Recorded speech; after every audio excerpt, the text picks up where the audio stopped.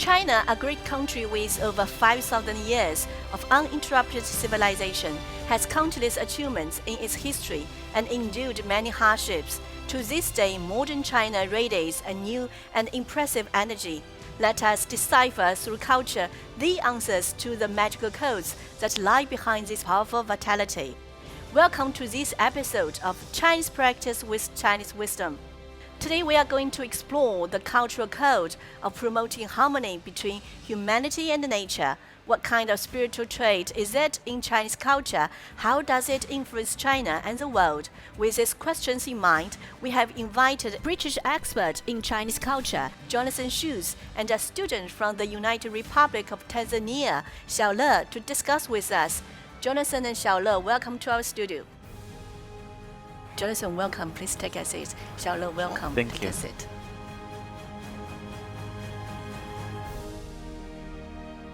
In another studio, we have also invited other three guests.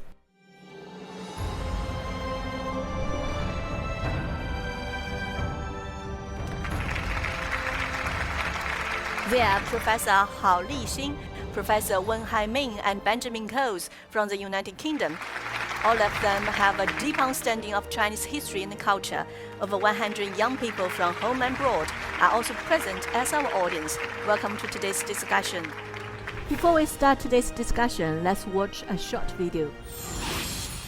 I'm very impressed by the way in which the Chinese people are really trying to follow the path of ecological civilization and to find a harmony between man and nature. I hear this all the time during my time in China, and I fully agree that humans and nature have to live in harmony with each other. Just looking around at this, it's beautifully set out. Because they require like constant maintenance and this attention to detail. In the short video, many people mention that Chinese people pay lots of attention to the harmonious coexistence between man and nature, which reflects the wisdom of promoting harmony between humanity and nature. Let's see how we write this old saying in Chinese. Let's invite our old friend Uncle Hans to analyze the Chinese characters.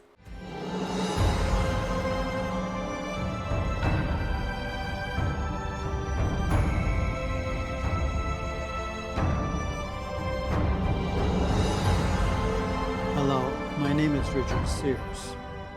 The character Ren in the phrase天人合一, it is written like this today. Its seal form is written like this. Its oracle form is written like this. Let's take a look at Tian. Its simplified character form is written like this. Its seal character form is written like this. Its oracle form is written like this. As we can see, its lower portion refers to a man standing facing forward. The upper portion is a circle that looks like a man's head and stands for the sky above the head. Therefore, this character refers to the sky, and the sky stands for nature in this context. We can know from this ancient writing that man and nature are inseparable. The character Tian embodies a concept of promoting harmony between humanity and nature. Thank you. I think Chinese characters are so interesting. You know, through these two characters, I can feel the meticulous observation and the rich imagination of the ancient Chinese. I knew that characters in Chinese develop from pictograms that actually represent things that you can see, but seeing how they're put together really helps you understand the concepts that underlie the language and therefore the culture. This example, heaven being a mix of man and sky, just shows how the human is seen in Chinese culture as part of the universe and not separate from it. do you know the origin of the saying? The phrase promoting harmony between humanity and nature, that was formulated in those terms by a Confucian scholar called Zhang Zai. As far as I know, this goes back to the I Ching over 3,000 years ago. That's the Book of Changes, this one here, a classic. It sees everything in a state of permanent change. That's just the way the universe is, that's how nature works. And it's something that we humans are subject to as well. We have to follow nature's laws. Well said. Let's go back more than 2,000 years to the Qing dynasty in China and see what was happening there.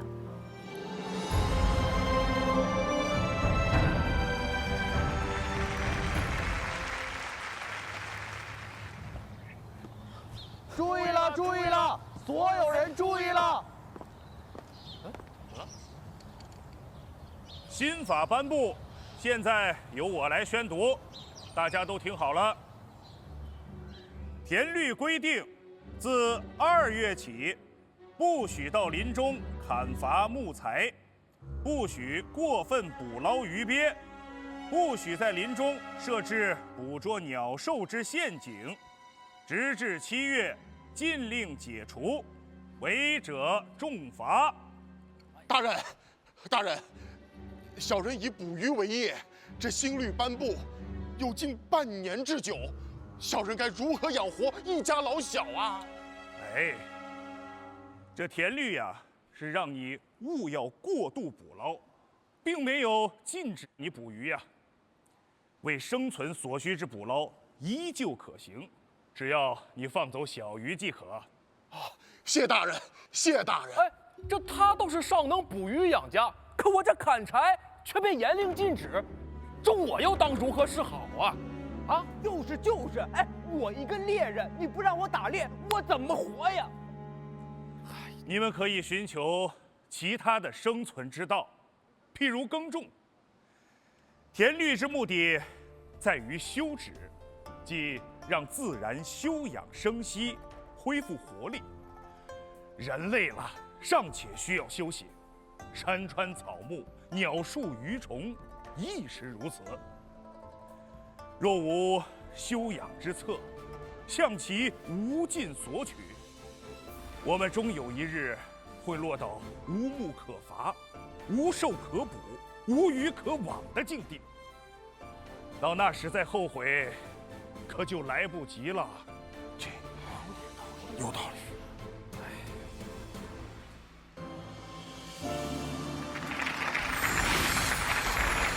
The statutes on agriculture of the Qing dynasty were created more than 2,000 years ago. It has been recognized by experts as China's earliest law on environmental protection. What do you think of this ancient Chinese law, Xiaole? I'm a bit surprised. As far as I know, the earliest environmental protection in Europe was ordinance issued by England to prohibit the use of open coal-fired stoves in London. But it's really surprising that Chinese people more than 2,000 years ago not only realized that human beings should live in harmony with nature, but also they had a specific and detailed law on environmental protection.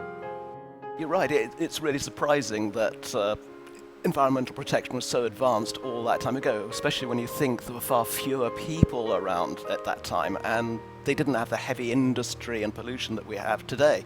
But even 4,000 years ago, there was an agency called, I think, U. They had the job of looking after the environment, and other laws were made to protect from over-aggressive farming practices. Exactly.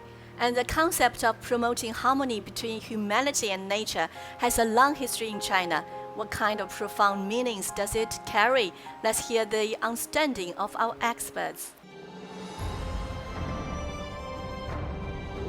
I would like to share with you 3 quotes from 3 sages. The first one is from The Equality of Things of Zhuangzi. Heaven and earth are with me, and all things are one with me.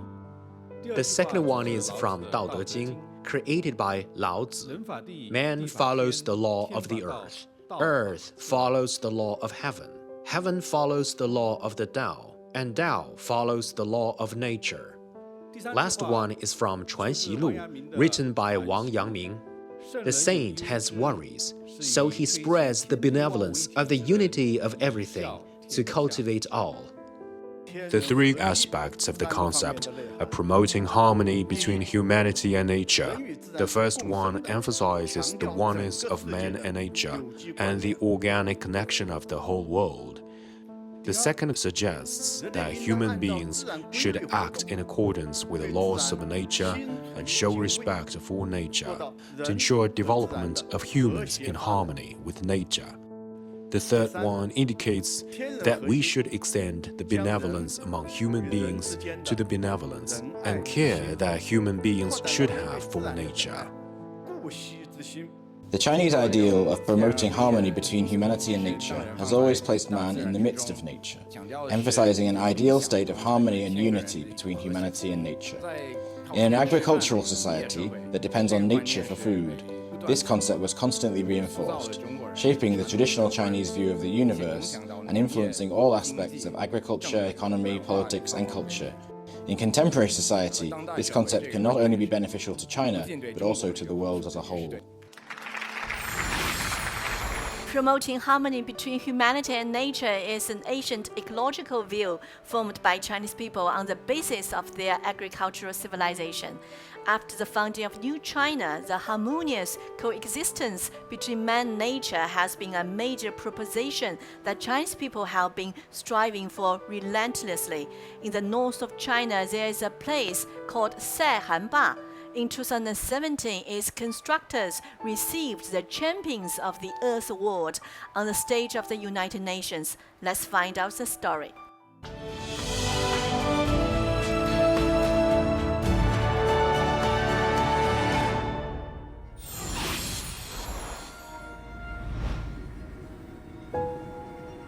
This is one of the high places of the Saihanba National Forest Park, and behind me is an endless sea of forest, which is particularly spectacular.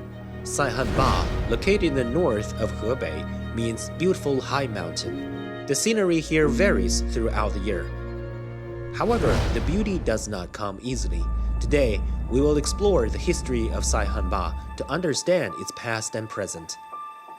Hello, is this the Saihanba exhibition hall? Yes, this is a painting named Hunting in Fall at Mulan Paddock. Saihanba used to be rich in water, grass, and trees. In the 20th year of the Kangxi period, the Mulan Paddock was established here. As the treasury was badly depleted by the end of the Qing dynasty, Mulan Paddock was greatly expanded into the surrounding forest, and all the vegetation was destroyed, and the area basically became a vast wasteland. In the early 1960s, China decided to establish a large-scale state-owned forest farm in Saihanba and to prevent the sandstorms. At that time, a team of 369 people from all over the country came to Saihanba and pioneered the arduous path of the reforestation. 3 generations of Chinese people took more than 60 years to restore the lucid waters and lush mountains of the beautiful high mountain, even better than it was before.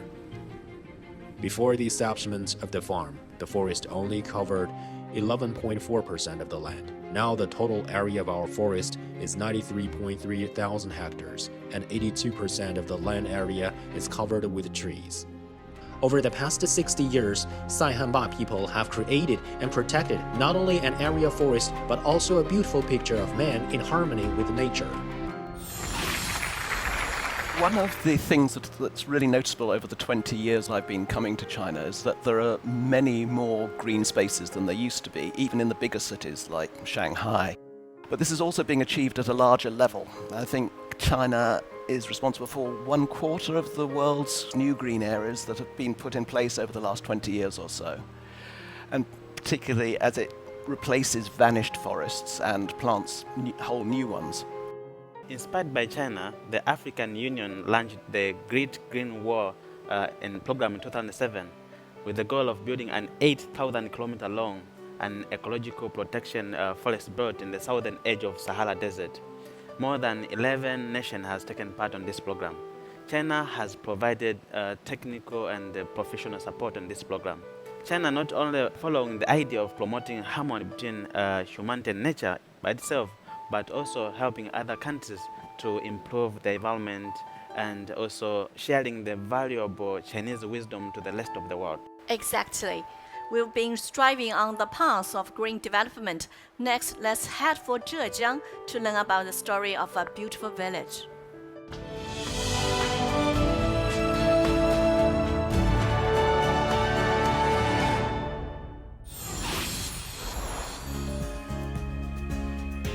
I am now in Yutun Village, Anji County, Zhejiang Province.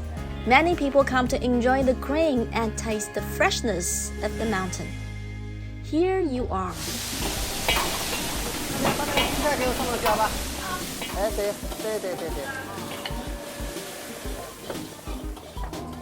You can finally have a rest now. Have some tea, please. I'm just free now. Are you busy every day like this? Yes, almost every day. You run this homestay. It was not your initial career planning, right? Yes, because I used to be a tractor driver in the mine to load ore. After 2003, with the closure of the mine in Yutun village, we were actually laid off and unemployed. I responded to the call of our village and came back to start the homestay. In the beginning, the number of tourists we received in a year was only a few thousand. But now we basically receive 50,000 to 60,000 dining and lodging tourists a year. Nowadays, many people come here to see the environment, to appreciate the landscape, and to experience the local customs. How did the transformation of Yutun village come about? Pan Chunling suggests finding the answer in the mine, the place where he used to work.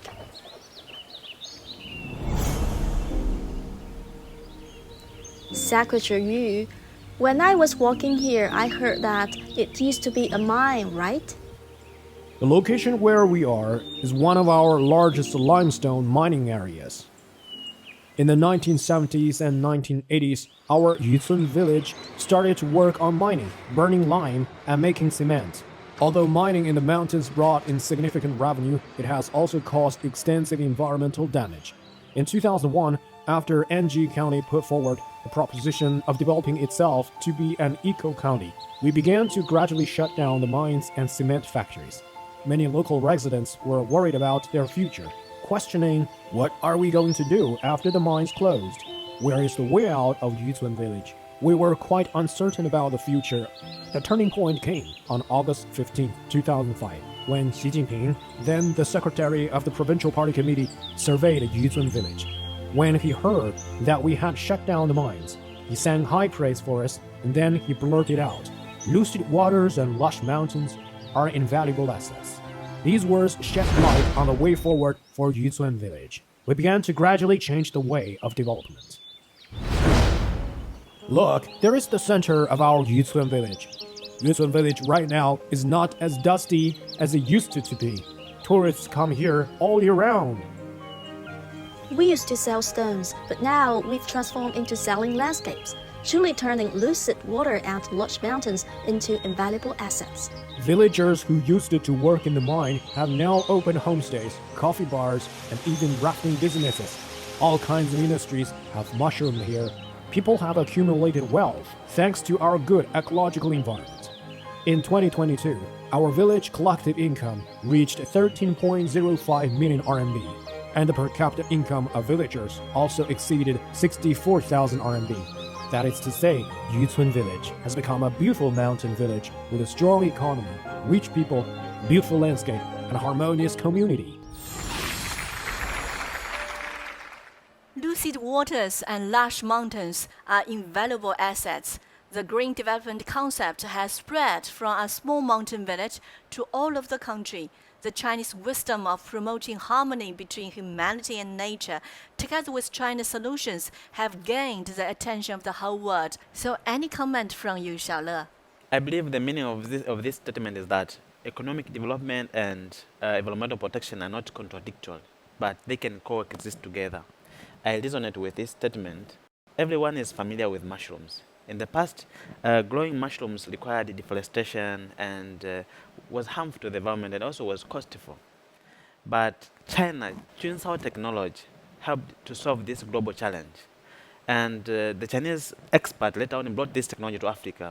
The technology not only helped the farmers to address food and the poverty problem, but also helped to reduce soil erosion and improve environment, and also was referred to a glass of happiness.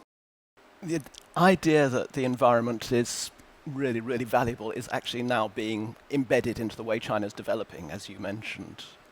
Promoting harmony between humanity and nature, the old idea, proposes an ideal state of balance between humans and nature. In a modern context, that means that protecting the environment actually goes beyond science, and it really goes into the whole idea of culture. Next, let us meet a Chinese lady who attended the 15th meeting of the Conference of the Parties to the United Nations Convention on Biological Diversity as a youth representative. Her story of protecting wildlife has touched the world, and she is affectionately known as the Princess Beaver.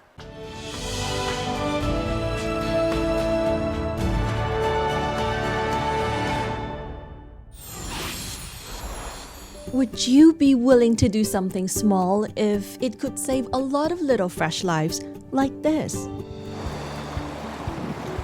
I am Chu Wenwen, responsible for the Nature Conservation Association of Altai.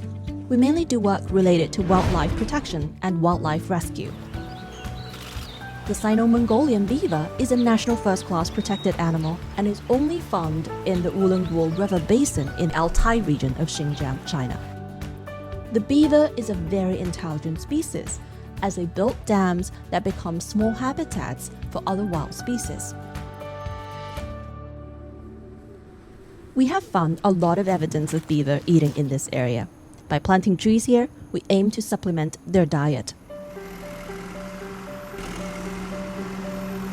We have launched a series of charitable activities related to beaver conservation. For instance, the Beaver Canteen program. We mobilize local herders and forest rangers to plant trees with us. With the government support, we have planted 620,000 willow shrubs for the beavers, providing a lot of valuable habitats for them. When our association was first established in 2018, the population of Sino-Mongolian beavers was estimated at around 162 families, approximately 500 individuals in total. We conducted another beaver survey 2 days ago and found that the population had risen to 199 families consisting of over 600 individuals. Chu Wenwen is backed up by Chinese governments at all levels and millions of netizens. Nowadays, the idea of living in harmony with nature has become a consensus and expectation in society. Do either of you have any related personal experience? Well, I would like you to introduce to a creature. This is Yangtze finless porpoise, an ancient creature that lives in China's Yangtze River, is also known as the smiling angel. At one time, due to frequent human activities and environmental degradation, the number of porpoises declined rapidly and they were almost extinct.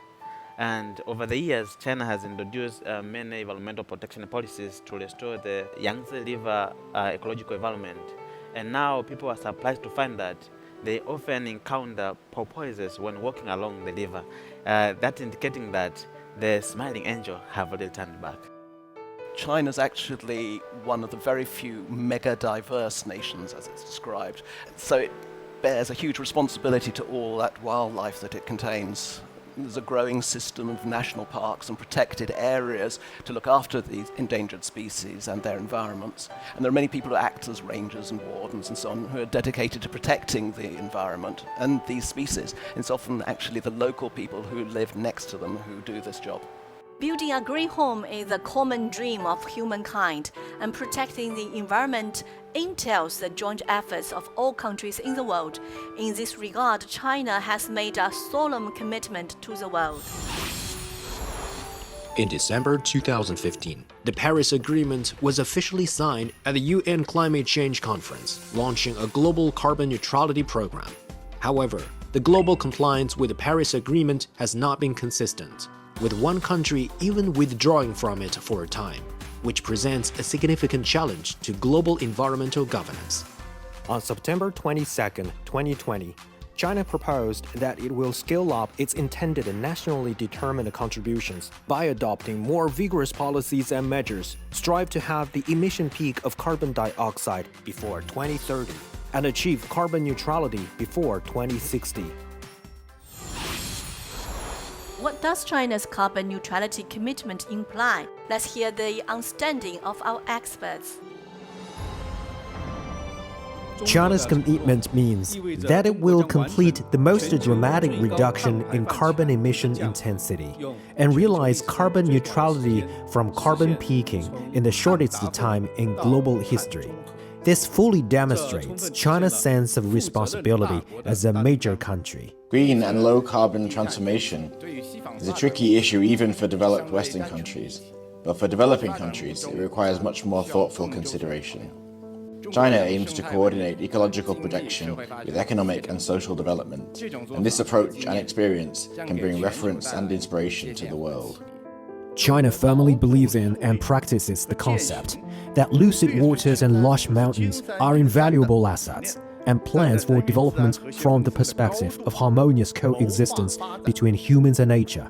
This reflects China's ancient wisdom of promoting harmony between humanity and nature, and is also more in line with the common interests of all mankind. In reducing carbon emission, China has given full play to the role of science and technology innovation. For example, the use of renewable energy, boosting new energy automobile industries, and so on.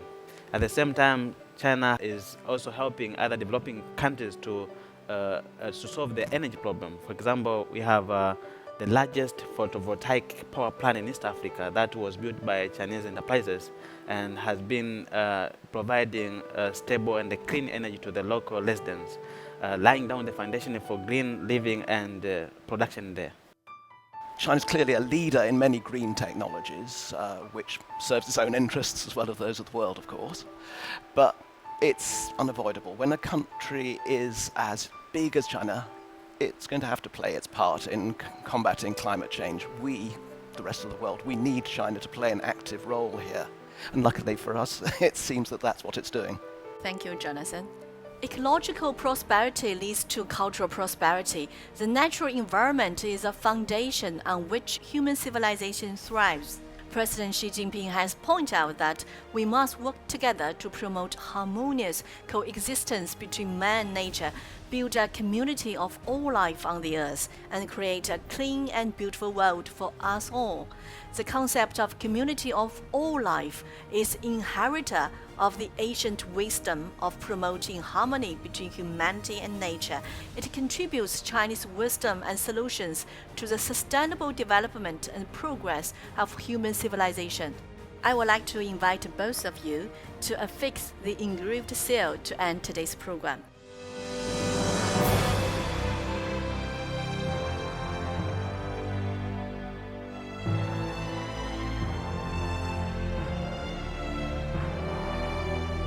Thank you for watching Chinese Practice with Chinese Wisdom.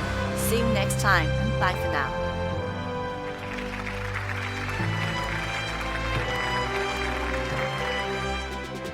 泱泱中华5000年，一脉相承世无双。三皇五帝文明史，诗书礼乐远流长。天下为公行大道，求索千载谋大同。名为邦本世人正，本固邦宁社稷稳。为政以德如北辰，正己修身重心拱。革故鼎新常思变，生生不息永无穷。人人为贤无偏私，五湖四海论英雄。天人合一法自然，和谐共生道相通。自强不息天行健，百折不挠气如虹。厚德载物地势坤，海纳百川人有容。讲信修睦诚为本，协和万邦命运共。亲人善邻和为贵，人间正道是大同。说不完千古。